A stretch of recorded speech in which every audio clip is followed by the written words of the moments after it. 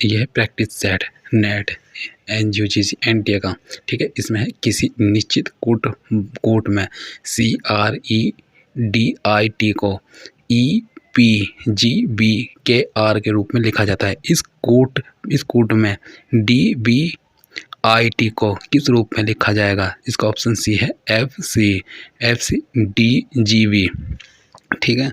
फिर इसमें है ना दो प्लस दो अंतर का चल रहा नियम, ठीक है। फिर दिए गए कर्म का आगामी पद क्या होगा? 1D3 3H5 5L7 ... इसका आ जाएगा A 7P9। दी गई अक्षर संख्या निम्नवत नियमानुसार बन रही है, ठीक है। इसमें 1 में 2 जोड़ेंगे 3 आएगा, 3 में 0 जोड़ेंगे तो 3 आ जाएगा, फिर 3 में 2 जोड़ेंगे 5 आएगा, 5 में 0 जोड़ेंगे 5 आ जाएगा, फिर 5 में 2 जोड़ेंगे 7 हो जाएगा, और 7 में 0 जोड़ेंगे 7, फिर 7 में 2 जोड़ेंगे 9 हो जाएगा, ठीक है। अर्थात श्रृंखला के प्रत्येक पद में प्रत्येक पद में प्रयुक्त दोनों अंकों के मध्य लिखा हुआ अक्षर वर्ण वाला क्रम का वह अक्षर है जो दोनों अंकों के योगफल से प्राप्त होता है।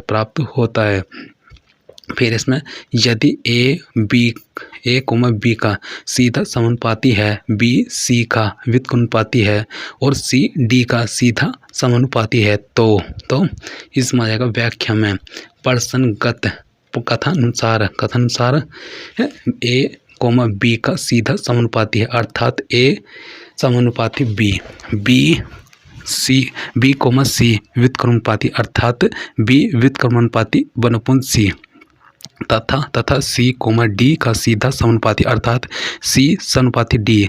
उपयुक्त तीनों को एक साथ करने पर A व्युत्क्रमानुपाती 1/C अर्थात A C का व्युत्क्रमानुपाती होगा, A व्युत्क्रमानुपाती D अर्थात A D का व्युत्क्रमानुपाती होगा। अतः विकल्प A अभीष्ट उत्तर होगा। फिर है युक्त तर्क, इसमें आएगा 24 नंबर परंपरागत विरोध वर्ग के अनुसार यदि दो प्रतिज्ञप्तियां इस प्रकार से संबंधित है कि वे दोनों असत्य नहीं हो सकती जबकि वे दोनों सत्य हो सकती हैं को कहा जाता है।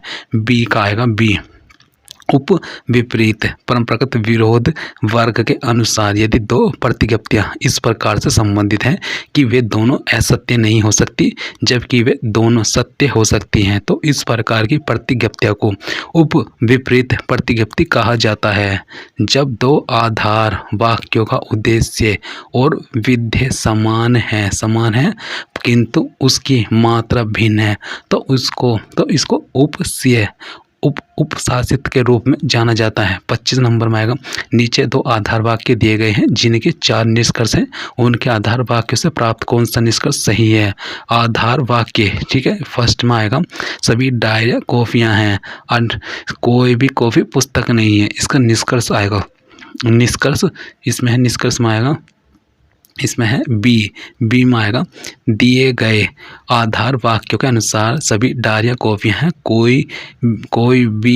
कोई भी कॉफ़ी पुस्तक नहीं है, कॉफ़ी और डायरिया कॉफ़ियाँ हैं और पुस्तक नहीं है। उपयुक्त ग्राफ के माध्यम से निम्नलिखित निष्कर्षों को आधार वाक्यों के अनुसार प्राप्त किए जा सकते हैं। कोई भी पुस्तक कॉफ़ी नहीं है, कोई भी डायरी पुस्तक नहीं है, अतः विकल्प बी अभीष्ट उत्तर होगा। फिर 26 नंबर में आएगा एक ऐसा अनौपचारिक तर्क दोष जिसमें युक्ति के निष्कर्ष को किसी एक आधार वाक्य में पहले ही मान लिया जाता है। निम्नलिखित में से इसकी दोबारा किया जाता है। इसका ए में आएगा, ए में ए बी डी में आएगा, ठीक है। इसमें व्याख्या सहित में आएगा एक ऐसा अनौपचारिक तर्क दोष जिसमें युक्ति के निष्कर्ष को किसी एक आधार वाक्य में पहले ही मान लिया जाता है को आत्मसहन सर्कुलर ऑर्गेन्यूमेंट तथा आत्मसह दोष के रूप में जाना जाता है। अति निंद्रियम का भी अर्थ अति इंद्रियतीत या इंद्रिय से आग्रह नहीं किया जा सकता क्योंकि यह अर्थ करने पर इंद्रिय के लक्षण में इंद्रिय का प्रवेश हो जाने से आत्मसह दोष हो जाता है। फिर इसमें आएगा 27 में आएगा ऐसा गुण जो सभी में तथा केवल उन्हीं वस्तुओं में विद्यमान है जो उस शब्द में इंगित होती हैं को कहा जाता है। बी में आएगा, बी में बी ए और बी, ठीक है। इसमें आएगा व्याख्या में आएगा ऐसा गुण जो उन सभी में तथा केवल उन्हीं वस्तुओं में विद्यमान है जो उस शब्द से इंगित होती है को शब्द का अभिप्राय और गुणार्थ कहा जाता है। अर्थात शब्दार्थ और गुणार्थ दो ऐसे शब्द हैं जिसके माध्यम से किसी भी वस्तु के बारे में इंगित किया जाता है। 28 नंबर, भारतीय शास्त्रीय तर्कशास्त्र की परंपरा के अनुसार अनुमान के संदर्भ में निम्नलिखित में से कौन सा सही नहीं है। ऑप्शन डी है, डी में आएगा हेतु एक गौण पद है।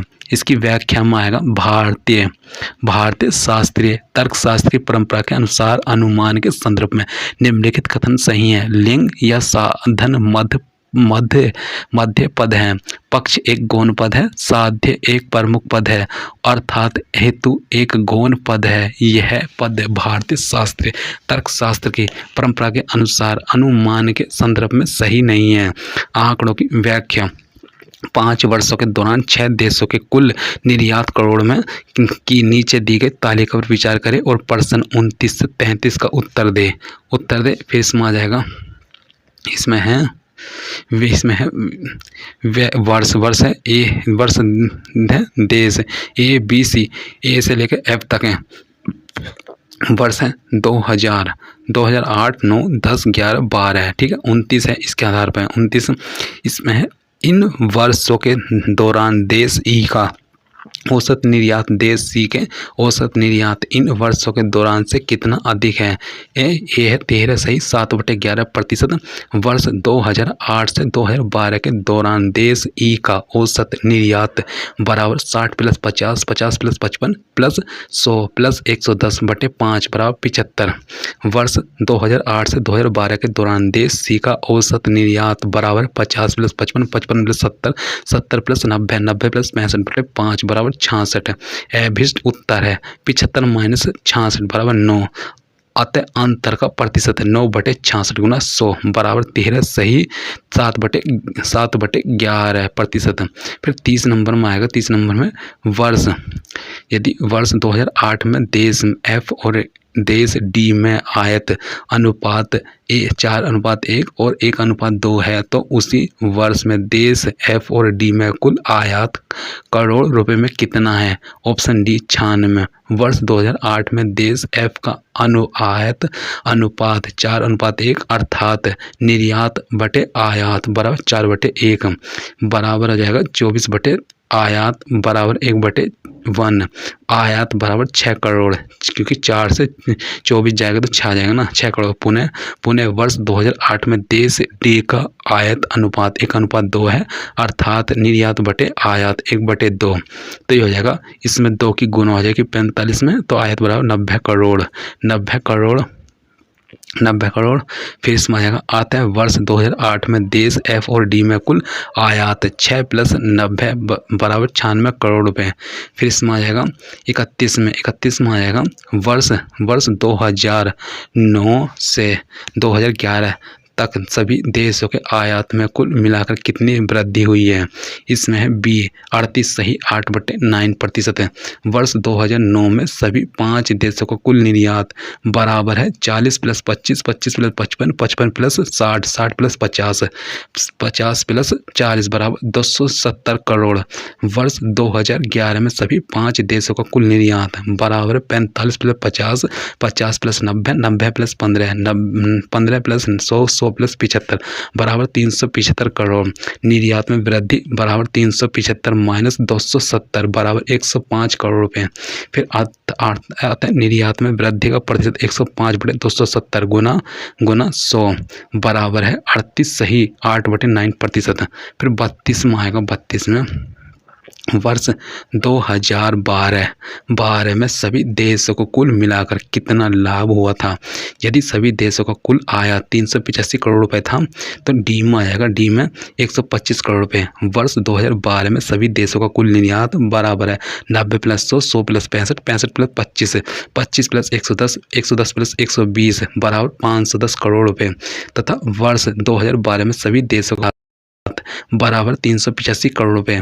अतः अभीष्ट लाभ निर्यात माइनस आयत 510 माइनस 385 बराबर 125 करोड़। फिर 33 में आएगा। 33 में यदि वर्ष 2013 में देश ए का निर्यात देश बी का 2011 में है और देश ई का 2010 में किए गए कुल निर्यात से 20% अधिक है, तो ए का 13 में कुल कितना लाभ था?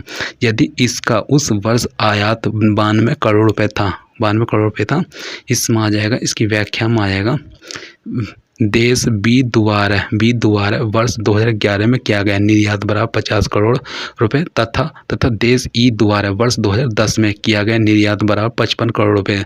अतः दोनों देशों का कुल मिलाकर किया गया निर्यात बराबर 50 + 55 बराबर 105 करोड़ रुपए। प्रश्न अनुसार वर्ष 2013 में देश ए का निर्यात बराबर दोनों देशों के कुल निर्यात का 120% बराबर 105 गुना 120/100 बराबर 126 करोड़ रुपए और वर्ष 2013 में देश ए का आयात बराबर 92 करोड़ रुपए। फिर अतः देश ए का वर्ष 2013 में कुल लाभ है 126 - 92 बराबर 34 करोड़ रुपए। फिर इसमें सूचना और संचार प्रौद्योगिकी ICT फिर इसमें आ जाएगा शोध में निम्नलिखित ICT में से किसका अनुप्रयोग वांछित सूचना का व्यापक प्रसार और पहुंच को सुनिश्चित करेगा? इसका है बी में आ जाएगा WAN। शोध में WAN का अनुप्रयोग वांछित सूचना का व्यापक प्रसार और पहुंच को सुनिश्चित करने के लिए किया जाता है। सूचना और संचार प्रौद्योगिकी ICT के रूप में WAN का प्रयोग किए जाने से शोध के अंतर्गत सूचना एवं संबंधित जानकारी का आदान प्रदान सुगमता पूर्वक किया जा सकता है। WAN का पूरा रूप है वाइड एरिया नेटवर्क होता है, जो लैन और मैन की तुलना में अधिक क्षेत्र को आच्छादित कर सूचना को संप्रेषित करता है। फिर इसमें आएगा 35 में अंतर्राष्ट्रीय कंप्यूटर सुरक्षा दिवस को मनाया जाता है। बी में आएगा 30 नवंबर को अंतर्राष्ट्रीय कंप्यूटर सुरक्षा दिवस 30 नवंबर को मनाया जाता है। इसकी शुरुआत वर्ष 1988 से हुई। प्रतिवर्ष 2 दिसंबर को विश्व कंप्यूटर साक्षरता दिवस मनाया जाता है। फिर है 36 नंबर में आएगा शोधित तथ्य, जबकि शोधित अर्थपूर्ण आंकड़ा है। फिर 36 में आएगा, इसमें डाटा संशोधित तथ्य है, जबकि सूचना शोधित अर्थपूर्ण आंकड़ा है। दूसरे शब्दों में सभी सूचना डाटा हो सकती है, किंतु सभी डाटा सूचना नहीं हो सकती। अर्थात जब उपलब्ध डाटा को पूरी तरह से वर्गीकृत एवं विश्लेषित कर लिया जाता है तो वह सूचना का रूप लेता है। 37 निम्नलिखित में से कौन सी संग्रहण युक्ति सर्वाधिक आंकड़ा संग्रहित करती है? सी में आएगी हार्ड डिस्क। कंप्यूटर में प्रयोग की जाने वाली हार्ड डिस्क एक ऐसी संग्रहण युक्ति है जो सर्वाधिक डाटा को संग्रहित करती है। हार्ड डिस्क को सी ड्राइव के नाम से भी जानते हैं। हार्ड डिस्क एक सेकेंडरी स्थायी डाटा स्टोरेज डिवाइस है। यह मैग्नेटिक मटेरियल से बना होता है जो मैग्नेटिक रिकॉर्डिंग टेक्निक्स का पालन करके डाटा को संग्रहित करता है। विभिन्न प्रकार के हार्ड डिस्क के डाटा ट्रांसफर और डाटा का भंडारण करने की अवधि लगभग अलग-अलग होती है। इसके आधार पर ये 2 प्रकार का होता है।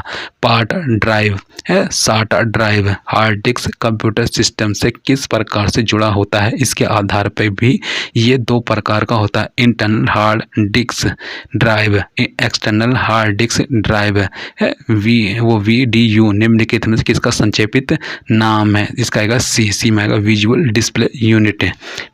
फिर इसमें आएगा, इसमें व्याख्या में आएगा VDU विजुअल डिस्प्ले यूनिट का संक्षेपित रूप है। इसे मॉनिटर भी कहा जाता है, जो कंप्यूटर की आउटपुट डिवाइस है।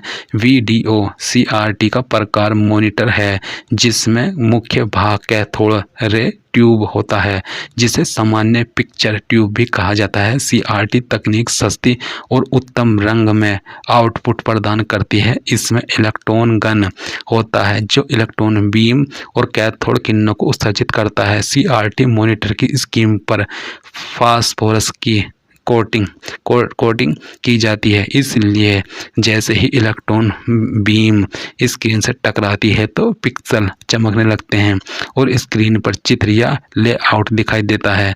रंगों के आधार पर मॉनिटर मुख्य 3 प्रकार के होते हैं: मोनोक्रोम या single colour display black and white रूप में प्रदर्शित फिर इसमें आ जाएगा प्रदर्शित है। और फिर ग्रे स्केल मॉनिटर, अधिकतर लैपटॉप में प्रयोग किए जाने वाला मॉनिटर। फिर थर्ड रंगीन मॉनिटर या RGB मॉनिटर, उच्च रेजोल्यूशन में ग्राफिक्स प्रदर्शित करने में सक्षम मॉनिटर।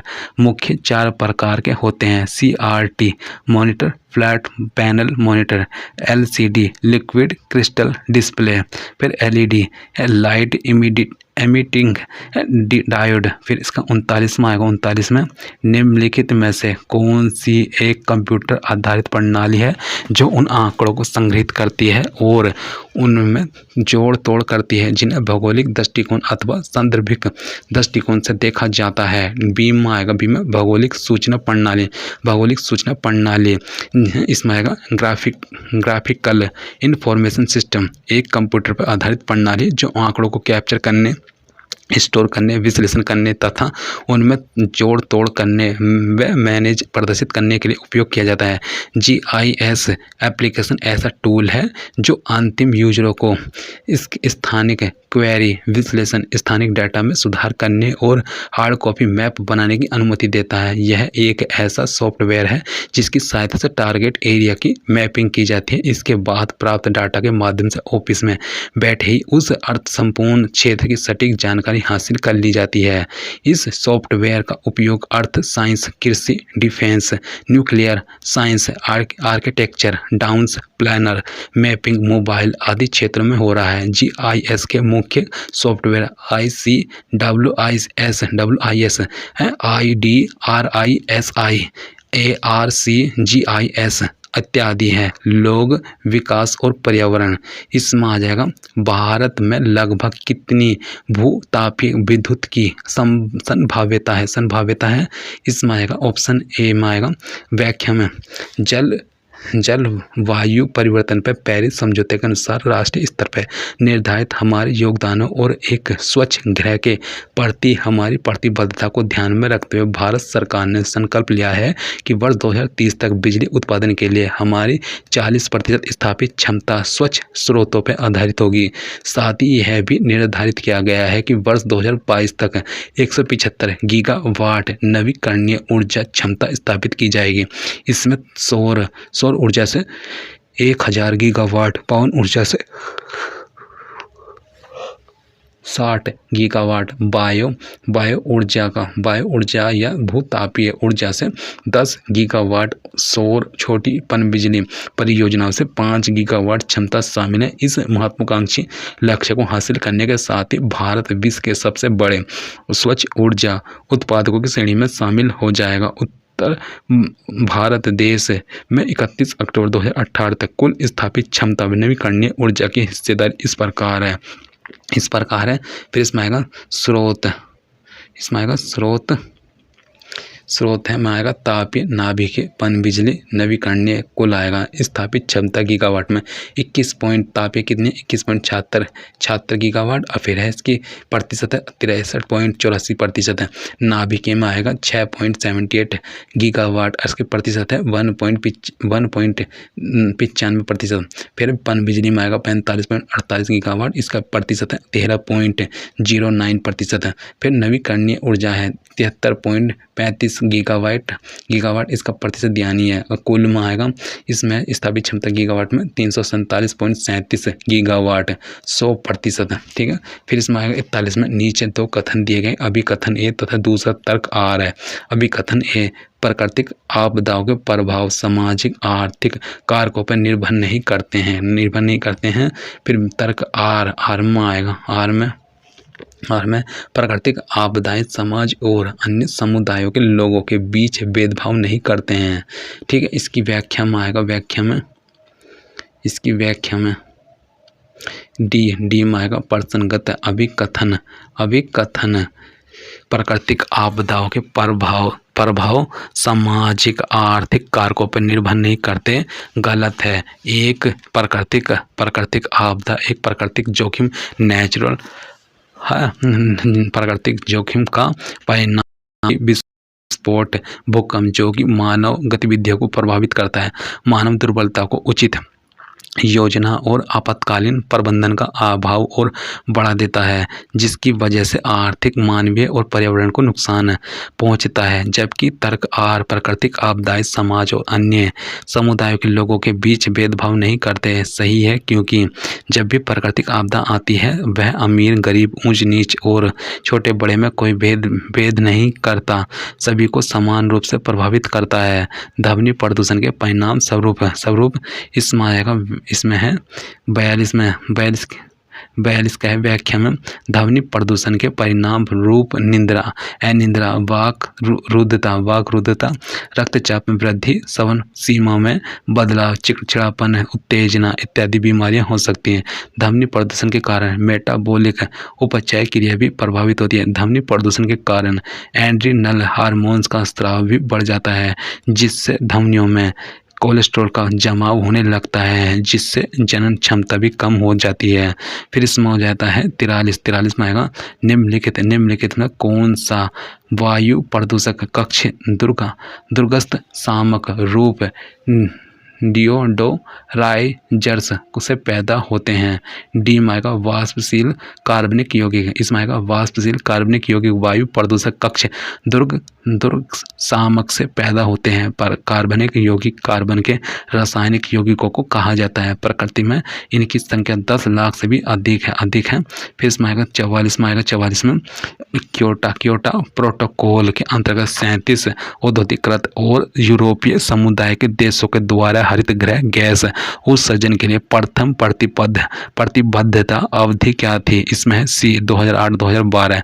इसकी व्याख्या क्योटो प्रोटोकॉल के अंतर्गत 37 औद्योगिकृत और यूरोपीय समुदाय के देशों द्वारा हरित गृह गैस उत्सर्जन के लिए प्रथम प्रतिबद्धता अवधि वर्ष 2008 से 2012 तक थी। क्योटो प्रोटोकॉल को वर्ष 1997 में स्वीकार किया गया था तथा इसकी पहली प्रतिबद्धता अवधि वर्ष 2008 से 2012 तक थी। अपनी दूसरी प्रतिबद्धता अवधि 2012 से अपनाया गया था, लेकिन केवल 65 देशों ने अब तक दूसरी प्रतिबद्धता अवधि 2013-2020 की पुष्टि की है। उल्लेखनीय है कि इस प्रोटोकॉल का उद्देश्य वायुमंडल में ग्रीन हाउस गैसों का घनत्व ऐसे मात्रा पर स्थितिशील रखना है जिससे मनुष्य जीवन द्वारा हवा प्रणाली में कोई हानिकारक रुकावट न पड़े। फिर है 45 उच्च शिक्षा प्रणाली शासन प्रणाली। 45 में आएगा निम्नलिखित में से कौन सा अनुक्रम महाविद्यालय स्तर के शिक्षण कार्यक्रमों हेतु परिणाम आधारित पाठ्यक्रम को प्रदर्शित करता है? इसकी व्याख्या में आएगा महाविद्यालय स्तर के शिक्षण कार्यक्रमों हेतु परिणाम आधारित पाठ्यक्रम को प्रदर्शित करने के लिए निम्नलिखित अनुक्रम का प्रयोग किया जाता है। वांछित अधिगम परिणाम, विषय वस्तु शिक्षण अधिगम, आकलन और मूल्यांकन। फिर इसमें आएगा इसका है 46 नंबर है उच्च शिक्षा के संबंध में विश्व व्यापार संगठन की वार्ता में निम्नलिखित विषयों पर चर्चा की गई है। ठीक है, इसकी व्याख्या में उच्च शिक्षा के संबंध में विश्व व्यापार संगठन WTO की वार्ता में निम्नलिखित विषयों पर चर्चा हुई है। शिक्षा को व्यापार के रूप में, शिक्षा को वस्तु के रूप में, उच्च शिक्षा में सरकारी क्षेत्र का निष्क्रमण, भारत सरकार ने उच्च शिक्षा उपक्षेत्र के बाजारीकरण के लिए अगस्त 2005 में ही विश्व व्यापार संगठन के समक्ष प्रस्ताव रखा था। फिर 47 में आएगा हिपा उच्चतर शिक्षा वित्तीय अभिकरण की स्थापना के पीछे भारतीय सरकार का उद्देश्य वित्तीय सहायता प्रदान करना है। 47 में आएगा हिप्पा अर्थात उच्च शिक्षा वित्तीय अभिकरण की स्थापना के पीछे भारत सरकार का मुख्य उद्देश्य देश के प्रमुख संस्थानों की अवसंरचना में सुधार हेतु वित्तीय सहायता प्रदान करना। 2 सितंबर 2016 को प्रधानमंत्री नरेंद्र मोदी की अध्यक्षता में केंद्रीय मंत्रिमंडल ने उच्च शिक्षा संस्थानों के लिए गुणवत्तापूर्ण आधारभूत ढांचा विकसित करने के लिए एक एक उच्च शिक्षा वित्तीय एजेंसी है HEFA के संगठन का निर्णय लिया। फिर सामुदायिक महाविद्यालयों में प्रावधान है, ऑप्शन बी में आएगा समवर्ती प्रवेश। सामुदायिक महाविद्यालयों में समवर्ती प्रवेश का प्रावधान है। सामुदायिक महाविद्यालय का उद्भव संयुक्त राज्य अमेरिका में उच्च शिक्षा में व्यावसायिक शिक्षा के संस्थान के रूप में हुआ। फिर इसमें आ जाएगा हुआ फिर सामुदायिक महाविद्यालय ग्रामीण क्षेत्र, दूर दराज एवं दुर्गम क्षेत्रों में गुणात्मक शिक्षा उपलब्ध करवाने के उद्देश्य से स्थापित किए गए। इन महाविद्यालयों में प्रवेश की प्रक्रिया समवर्ती होती है। आज के वैश्वीकरण, उदारीकरण और सूचना प्रौद्योगिकी के युग में यह जरूरी है कि सभी को गुणवत्ता युक्त शिक्षा उपलब्ध हो ताकि छात्रों को प्रतिस्पर्धात्मक रोजगार उपलब्ध हो सके। सामुदायिक विद्यालयों की अवधारणा समाज के कमजोर वर्गों की प्रतिभाओं को सामने लाने में सहायक सिद्ध हो रही है। फिर ऑरेंज में आएगा और नीचे दो कथन दिए गए। पहला है अभिकथन ए और दूसरा कथन तर्क आर के रूप में है। फिर इसमें आएगा अभिकथन ए में आएगा उच्च शिक्षा को सरकार द्वारा प्राथमिकता नहीं दिया जाने, इसे सरकार द्वारा वित्त पोषित नहीं किए जाने से जुड़ा है। तर्क आर है इस संबंध में मुक्त उद्यम प्रणाली का दबाव अपने शैक्षिक बाजार को विस्तार देने का प्रयास है। फिर इसमें आएगा प्रयास है, इसकी व्याख्या में दिए गए अभिकथन में उच्च शिक्षा को सरकार द्वारा प्राथमिकता नहीं दिया जाना, इससे सरकार द्वारा वित्त पोषित नहीं किए जाने से जुड़ा है। सही है, क्योंकि यदि सरकार इसका वित्त पोषण करती है तो निश्चित ही उच्च शिक्षा उसकी प्राथमिकता विषय होगा। यह सरकार ही नहीं अपितु मानव स्वभाव है कि जिसे वह प्राथमिकता देता है उसे सदैव अग्रतर रखती है।